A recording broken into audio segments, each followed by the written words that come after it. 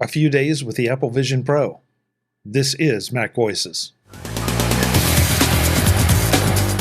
This edition of MacVoices is supported by the MacVoices Dispatch, our weekly newsletter to keep you up on all the latest from MacVoices. Watch or listen to MacVoices straight from your email client. Sign up at macvoices.com/newsletter and stay up to date. Welcome to MacVoices. This is the talk of the Apple community, and I'm Chuck Joyner. Folks, MacVoices Live is back. We were off for a couple weeks due to some schedule conflicts, but here we are. We're delighted to be back. We're delighted you're with us, and we're delighted that the folks in the chat room are here with us as well. We've got a great show. We're just going to dive right in. But we will say that we are live on YouTube at youtube.com/MacVoicesTV. It's 8 p.m. Eastern, 5 p.m. Pacific, whatever time that is wherever you are. That is our designated time. We're here Tuesday nights doing this. We'd love to have you join us. If you're seeing this in the feeds, mark your calendar. Come next time. I'm going to go around the room and just introduce everybody and take it from there. And as usual, I just take my screen as I see it, probably not the way you see it. Brian Flanagan-Arthurs is here, taking the top spot. Brian, good to have you.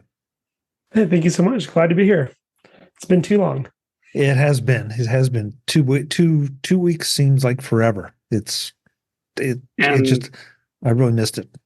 And only 1 out of 4, right? Yes. Or 1 out of 5. 1 out of 5, actually. Yeah, that's true. Yeah, so we got to get back in the groove here.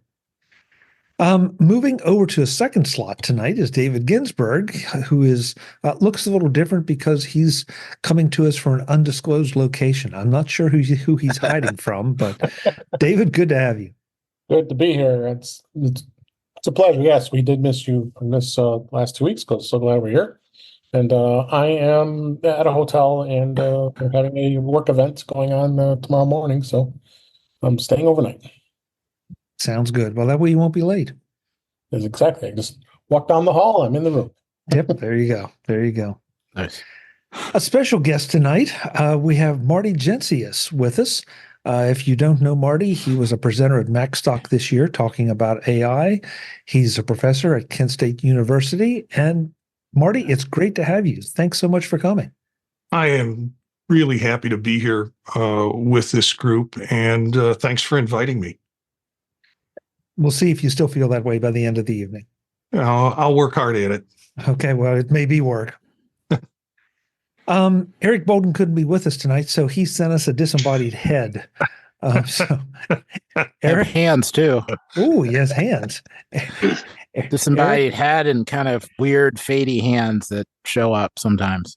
Yeah, Eric is coming to us from inside his Apple Vision Pro, so we will obviously talk more about that. Eric, good to have you. Thanks so much for coming. Oh, nice to be here. A little squished, but it's okay. Fun. It's okay. I must say though, I do miss the bird backgrounds. That's the only thing. So. But maybe in the next version. I haven't figured out how to fix the fake pictures in the back, but yeah that's all right. Future update. Yes, Mark Fuccio is here with a football themed background. Gee, I have no idea why, Mark. Oh, you don't, Chuck? You need to get a life. You're making too many. You're spending too much time in the editing room. Well, I don't disagree with that. On either count, unfortunately. So. Yeah, I was hoping Webb could be here because, but he's with us in the chat room. But without him live, we can't quite trash talk each other's teams. So, we'll just have to hope for a good game this coming Sunday. Yeah. Like we said pre-show, I really hope that somebody wins the game and nobody loses it, because that makes for a much more satisfying result and a lot more fun watch. So, but we'll see. Last but absolutely not least, Mr. Jim Ray is in the house. Jim, good to have you as always. I am live, not on Vision Pro. Oh dang! I screwed it up. I had that all planned. All right, hang on. I'll be right back. What is this? This is a first.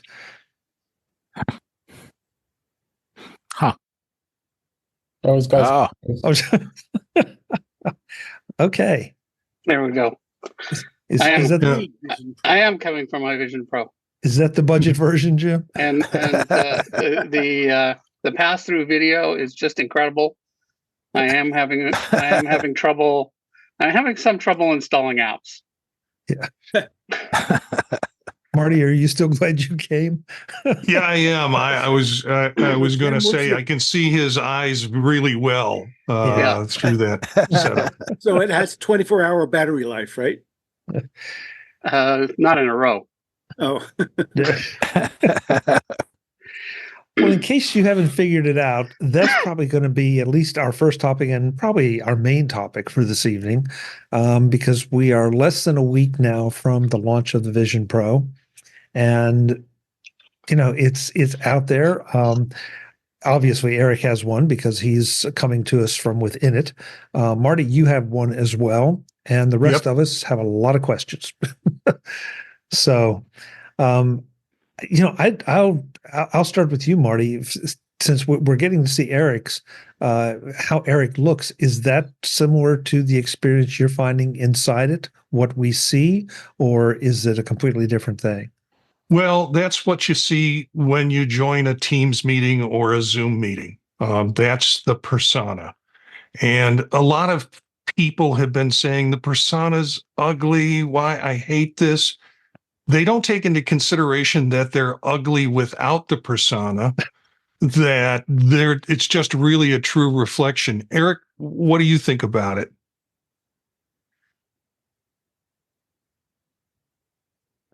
He sort of looks like a memorial, if Yeah. Eric, did we lose your audio? we lost his. He's going to love those comments when he watches the show later. I am enjoying it. And, the experience inside is different than what you're seeing in terms of what Eric is. What you're seeing is Eric's persona projection into Zoom. And it's a little weird. I mean, I have done persona in Zoom meetings, but I get less self-conscious about it when I do it. After a while, you lose the self-consciousness about how you are and how you look. So,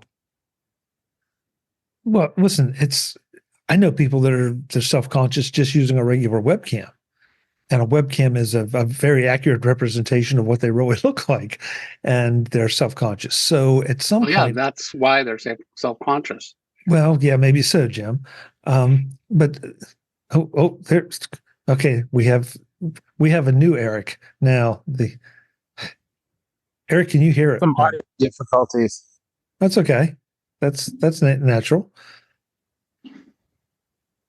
Yeah, work on it. Oops. But no, I think it's something that this is going to be another one of those things that evolves, that we're all going to be getting used to a lot of different representations. I mean, some people just want to put a still picture up.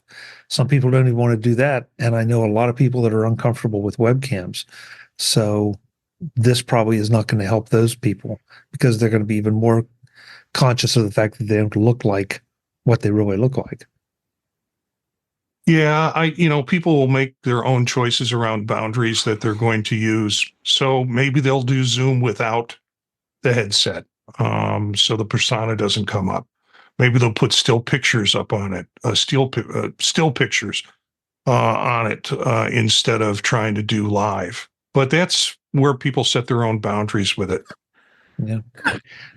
Eric, I don't know if you can hear me, so I'll ask you both. Do we have audio? Yep. Okay, good. It's back. Okay. So what is the experience like for connecting the Vision Pro to Zoom? Is it just a matter of selecting it as inputs, or is it a little bit more challenging? There are a lot of instructions that show up on screen. So far, none of them have actually done what it says. It says, do this, this, this now, click on the URL and poof, you'll be there. So the only thing that has worked so far for me is to open up Zoom on another machine, and then a message will pop up saying switch machines. And so the connection's coming through my computer, and then I'm just transferring it to the headset. I have no idea why, but I've only had like 3 or 4 Zoom calls, so I haven't really had time to work on that. I used it for our Mac users group in Northeast Ohio, and it wound up cutting out on me 3 times during the hour, where I lost audio, I lost microphone and audio, which is one of the reasons I didn't wear it coming into this show, because my fear of it cutting out as it did in my user group. What kind of, Marty, were you on a hardwired connection? Well, no, it's Wi-Fi, because it's the way the headset is. So, and I have fairly strong Wi-Fi bandwidth here, but it was something, I don't know what it was. If I looked at something else, or if I activated some other program that was in competition with it, but it did drop out on me a couple of times. I had to close out of the Zoom room and come back in, like Eric just did. So, Eric, you know what the crew here typically looks like.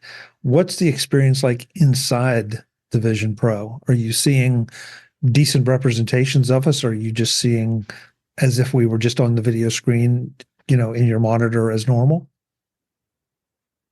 Well, it's awesome, but everybody's a little bit bigger than life. So I started out the meeting and I put you on the other side of the room, like 3 or 4 times life size. That was cool. Unfortunately, it adjusts the audio to make it seem like everyone is on the other side of the room. And so it's kind of echoey and distant. So then there are little grab bars in the window, so you can grab it and then bring the window closer. And then it's back to, so if you bring the window kind of, about where the monitors normally are, then everybody sounds just fine. It's plenty loud. There's no echo. It's just it's maybe twice the size of the display normally. That part's kind of cool. Because you preset the virtual image separately. I'm not actually wearing anything right now, but you can't tell that because no, just kidding. Yeah. I did it again. Well, face plant doesn't work either because. But yeah, no, it's so basically when you do the virtual image, the trick seems to be lots and lots and lots of light when you first build that image. Don't do it in the middle of the night with a crumpled up shirt, because your shirt will be forever crumpled and no amount of stretching of your shirt will fix it because it's burned in until you redo it. But yeah, other than that, it worked pretty well. And then the if you take a portrait shot, where you can adjust the lighting, where you add a little extra boost of lighting to get rid of bags under your eyes and stuff, you can do the same thing with the persona. Where you put some extra virtual light on it. I wear glasses normally, but you can't wear glasses when you do the persona. You have to put the virtual glasses on as an option.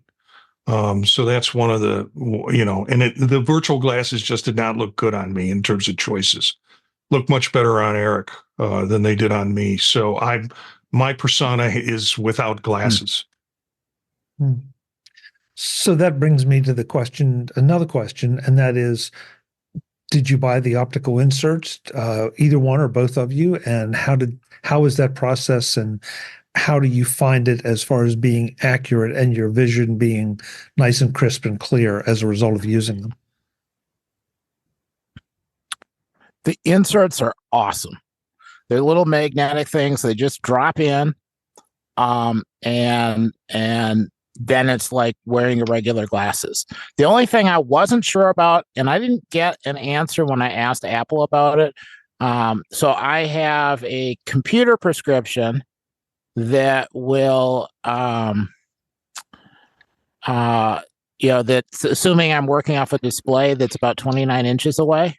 And then I have regular glasses for like driving and outdoors. I don't use reading glasses because if I'm reading, I just take my glasses off because I'm nearsighted. Yeah. And I don't know, but the computer glasses magnify things a tiny bit. So if I had it to do again, I might try doing the computer glass prescription instead of the full normal driving glasses, just to see if I can boost the size on things a little bit. But I can read everything in front of me. The only time I have a problem is the pass-through part. Because stuff in real life that would be a little bit blurry, but isn't if I wear my reading glasses, is a little bit blurry in pass-through. So that's the only issue I've had. I had lots of problems ordering and getting any information about the prescriptions altogether, because I called into Apple a couple of times the week before to try and get the answers to the questions I had around prescriptions. I wear contact lenses, disposables for mid-distance and far distance. And then when I'm using readers, when I'm on a computer, I use readers. So I wanted to know which prescription do I send in? And it just happens that my doctor wrote a prescription that was rather confusing anyways. So having saved up money to get this thing and wanting to get it right away, I wound up buying readers that I would normally use with my contact lenses for computer work. And then I bought a prescription for glasses without my contacts. And frankly, what I've been using is just my contacts without the readers. It seems to work well enough for me. If you put the lenses in and you haven't used lenses before, you have to go through a whole eye readjustment. But then it'll remember it and it'll recognize whatever option you come in with. So there's that process too. So I think I have contacts and it's recorded in there. I have contacts with the readers and I have the lenses without the contacts. And so you have three options to choose from, and it's able to recognize that. But with lenses, you have to have a further distance in the light shield. So they give you a thicker cushion to where that they recommend you put on if you're putting lenses on, because it makes the focal distance a little bit further that works with lenses. But right now, just the plain mid and distant contact that I'm using without the lenses is what I'm kind of defaulting to. Marty, just to clarify, when you're talking about contacts with readers and all, these are settings. We're not talking about you actually wearing readers with the goggles on. Is that correct? Oh, I'm not wearing readers with you. You can't wear glasses, but you can buy the inserts that mimic, because there's two options. There's a prescription option and then there's a reader option for the lenses that you can buy. I wound up buying both to see which one would work, or that there might be some times in the evening where I'm not wearing contacts that I want to use the lenses to use it with. But yeah. Got it. Just wanted to be sure. Eric, would you turn your head a little bit? Okay. Barry in the chat room said he couldn't even tell that your persona had virtual glasses. And I admit it's... Can you see on the edge now? Yeah. They show up just a little bit. When you're looking straight on, it is hard to tell. I mean, I guess because the frames are... The image of the frames is so thin. Yeah, it's not very realistic. The glass is clean. That almost never happens. Well, yeah. I actually earlier pinned you because before we even talked about it, I was wondering, and I was going to ask you whether you were wearing glasses when you did the persona, and it was all answered. But when I filled you onto the screen, I couldn't tell. I thought they were real glasses. For those of you on the Zoom call here, you might try that if you pin him. Yeah, it's. I mean, if you go off axis a little bit like that, then you can definitely see them. Yeah. So I really like the part where the whole back of his head disappears if he turns 90 degrees. Yeah. It's kind of like one of those Egyptian statues that the back part, has fallen off. I want to open it up to the panel here and see. Go ahead, Eric. I'm sorry. Go ahead, please. Oh, I was just gonna say when it does the, where are my hands? I need hands. When it does the scan, you get like the middle part of your face. The everything outside of that, the middle part of your face is kind of frozen. So if people have, great hairdos or long hair that kind of sticks out, it seems to make it more plasticky or solid. The expression part of your face is what is scanned and animated. So some people are, not happy kind of with that look. I think that's part of the problem. For those of us who have very little hair, this is the perfect time. It's a definite win. Okay. Chuck, I might suggest that you ask Eric about his experience in acquiring this, because I know I've heard this story, and I thought it was pretty interesting. Good story, and might be interesting to the viewers. Which part of it? I don't remember that part. Well, you weren't planning to get it, and the whole part about setting up the viewing, and then what they said about taking it home and all that. Yeah. Hey, Eric, I'm supposed to ask you about buying purchasing. Well, so you could go in for a demo, but it was a little unclear on that first weekend how you did it. Like, did you just wait in line and sign up for some time on the weekend, or how was that all going to work? As it turns out, it was unclear in the store too. But basically, they weren't doing outside reservations that first weekend. They had just gotten the software set up. And so I went in early in the morning, and it turned out they had a spot a couple hours later. So I said, I'll just hang out and to go to the session. And I had like a long list of questions to ask, and was able to kind of go through that. He had a couple weird things because I wanted to get the Vision Pro, but I wanted to do monthly Apple Care. But I didn't bring a credit card because I didn't want to get anything else. I was just going to use my watch and, Apple Pay and scan it. But you can't use Apple Pay for monthly Apple Care. Yeah, that only works if you're getting the whole thing. So they said, well, you have to have a credit card. So I said, okay, fine. I'll go home. I'll get the credit card, come back. And they said, yeah, we'll hold the bag for you. And evidently that part of the software wasn't really fine tuned. And there's several bins you could put people into, and they stuck it in the bin of, yeah, this person visited but isn't interested and left, instead of the bin of hang on to this so that they can come back later and pick it up. Because when I showed up later, they said, yeah, we're all out of those, because I didn't need anything more than 256, and they ran out. So they were sympathetic to my plight and said, well, we'll give you a deal on a storage case to make up for the fact that we accidentally sold yours.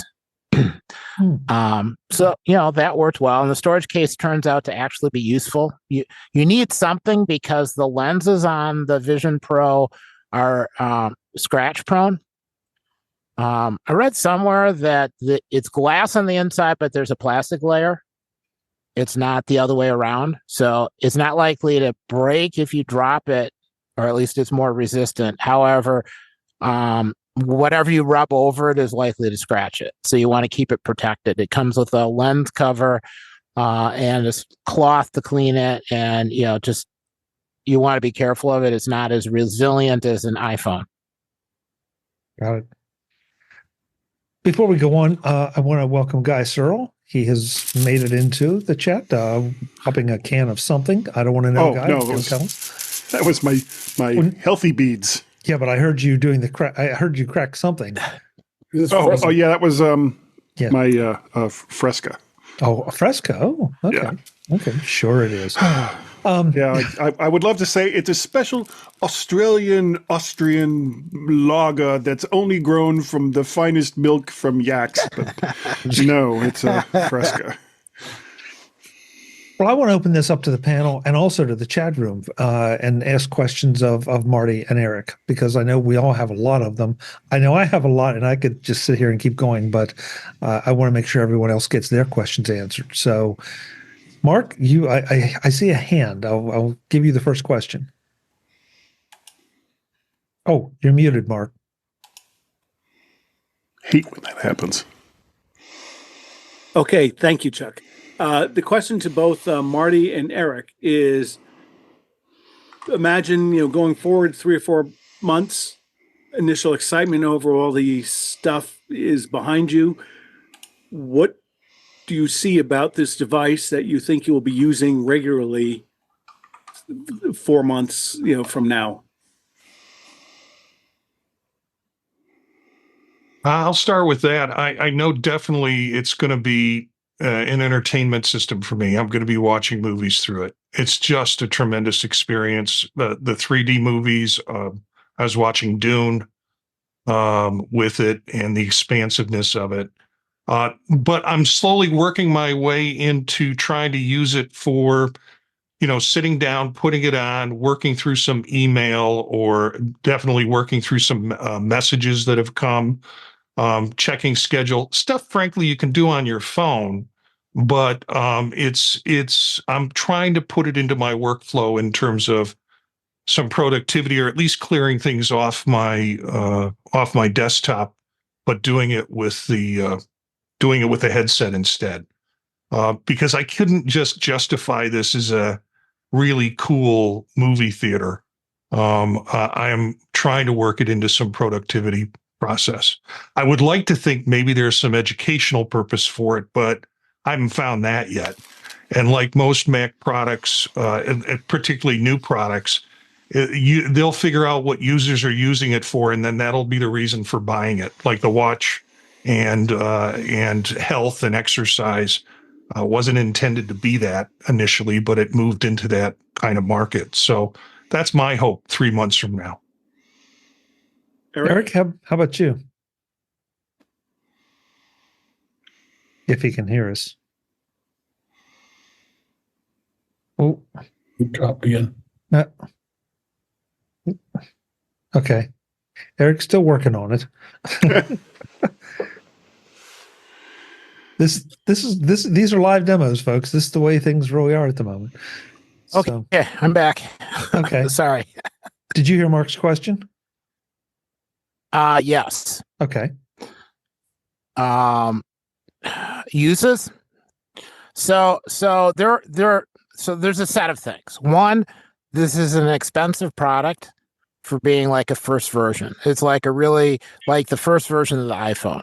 It's an expensive product. It was cool. This is great. I'm not sure its coolness factor is enough to make it worth the full price. So I talked to a bunch of my coworkers, and basically we're going to pool our money and split it between 3 people. And then I feel much better about, everything. But uses for me, for years I've been taking panoramic pictures. But looking at panoramic pictures is a royal pain in the behind. You like zoom in and then you scroll to see everything, and scroll back. Otherwise, you get this large rectangle with, distortion kind of in the middle part. Put on the glasses, put up the panorama, click immersive, and you are standing on a stage with glorious panoramic picture all around you. You can turn around and look behind you, turn around the other way, look at details, the places where, I parked at a scenic overpass and took a picture of the scenic overpass with a sign. I can stand there and read the sign of the description of the overpass while I'm looking at the glorious overpass in front of me. It is the best thing. That alone almost makes it worth it. Just that. Eric, you bring up something I've not seen anything mentioned about it. Now, it doesn't mean it isn't. I just haven't noticed. Is there any way to interact with 360 video in this? Or is spatial video what Apple considers 360? I don't know. Somebody sent me some, but I haven't had a chance to try it yet to find out if there's software or conversion. So I don't know what it looks like yet. But I've got a friend who with a drone and a GoPro, and then Jim has some footage also that I'm curious if it would work. I don't know the answer yet. I suspect if it doesn't exist yet, somebody will come up with software. You can at least convert it to a movie and watch the movie, but I'm unsure about the rest of it. That was, I guess, the other thing that was neat, but also a little unexpected. So with a phone, you can take a panoramic picture. I don't know if you can do a panoramic picture with the Vision Pro. There doesn't appear to be a way to do it. With the phone, you can take video with depth, but you can't do stills with the. I'm blanking on the term, but the Facial? With spatial. Thank you. Spatial video you can take on the phone. With the Vision Pro, you can do spatial video, but you also can do spatial stills. I don't know why you can't do a spatial still on the camera. Not really sure. So that was kind of neat. But the spatial stills and spatial video still kind of feel like looking out the window on an airplane. The field of view isn't quite as wide as I'd like. It's still cool. The depth is cool. The animation is cool. I went to a dam and was watching seagulls flying down and pulling fish out of the water. Really neat. But a panoramic picture, that was just stunning. We'll have more on the Apple Vision Pro with this panel next time on MacVoices. As always, I'm Chuck Joyner. Thanks for watching. Visit MacVoices.com for show notes and to connect with Chuck on social media. Get involved in our Facebook group or like our Facebook page, and get more out of your Apple tech with MacVoices Magazine, free on Flipboard and on the web. And if you find value in it all, consider supporting us through either our Patreon campaign at patreon.com/MacVoices or by making a one-time donation via the PayPal link on our front page and in the show notes of each episode. You will join these fine people who help bring you MacVoices.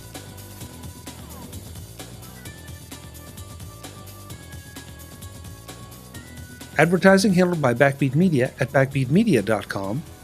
Bandwidth provided by CacheFly at cachefly.com.